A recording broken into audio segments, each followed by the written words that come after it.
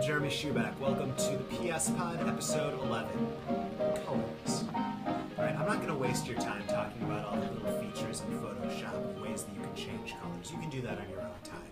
I mean, in order to change the colors, you go to this little icon down here, and there's things like you can change the brightness and contrast, the levels, all sorts of stuff. I'm going to play with it really briefly, but the meat of this isn't what each tool does. It's how to use them in understanding how colors actually work. And even if you think you understand them, you probably don't. Alright, so let's play around with the tools quickly. You can add brightness and contrast just by going down to that little thing here. Just go down here, go to brightness and contrast. Oops, I just added it twice, undo. If you double click it, or you can go up to this window. If you're not seeing this window, it's located in window adjustments. It'll pop right up, and you can change the brightness. Woo! You can change the contrast, make it more contrasty, less contrasty, or you can just delete that later. I'm just going to delete it right now. You can do things like go into Hue Saturation and change the hue. So instead of it being a hue of blue, it's a hue of yellow. You can change the saturation. Instead of being desaturated, it's not saturation. You get it. You can change the lightness as well, although I suggest not actually doing that from this tool. You can go into other tools. Color balance. You can change it from red to cyan, from magenta to green. However, so far all that you're doing is just kind of playing around with the colors. And most people, that is as far as they go. They just kind of move around these sliders and hope to God that something good is going to happen, not really understanding what they need to do in order to get the picture exactly where it needs to be. Because as nice as it is to be able to say, hey look, I made the picture look red, what we really want to be able to do is take pictures that don't look good and make them look perfect. And over the course of this tutorial and the next tutorial, and possibly the lesson after that, I'm not sure if it's going to take 2 or 3, we're going to be talking about colors and how to really tweak them out and get them to something that looks just right.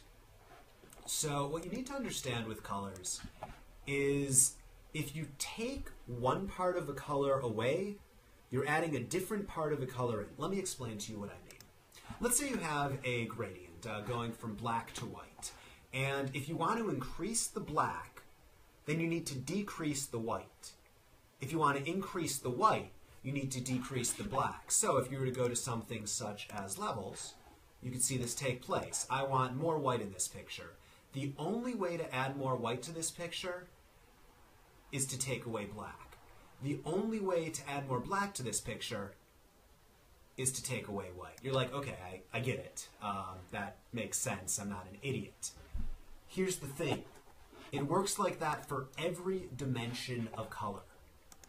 Color works on 3 dimensions. What I was just showing you was the value dimension. If you add black, you're taking away white. If you add white, you're taking away black. It works the same for the chroma dimension as well. If you're making something more saturated, so we're just going to go back to the hue saturation thing. Again, I'm not seeing the adjustment window because it's hidden back here. If you're making something more saturated, you're making it less desaturated. If you're making something desaturated, you're making something less saturated. All right, again, you're like, all right, I get it. Don't treat me like an idiot. The fun part of this happens with the hue, the color wheel. Here, let me go to another change. In order to make something more blue, and stick with me here, in order to make something more blue, you have to make it less red. So the only way to increase the blue is to decrease the red.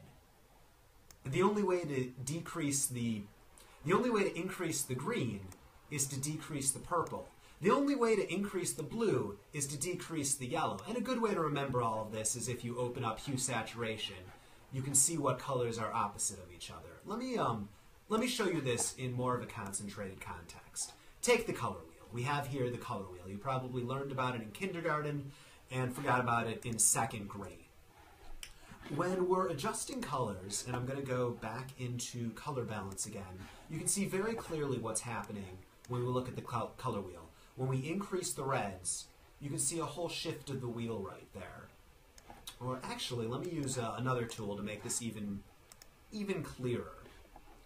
We are going to go into Hue Saturation.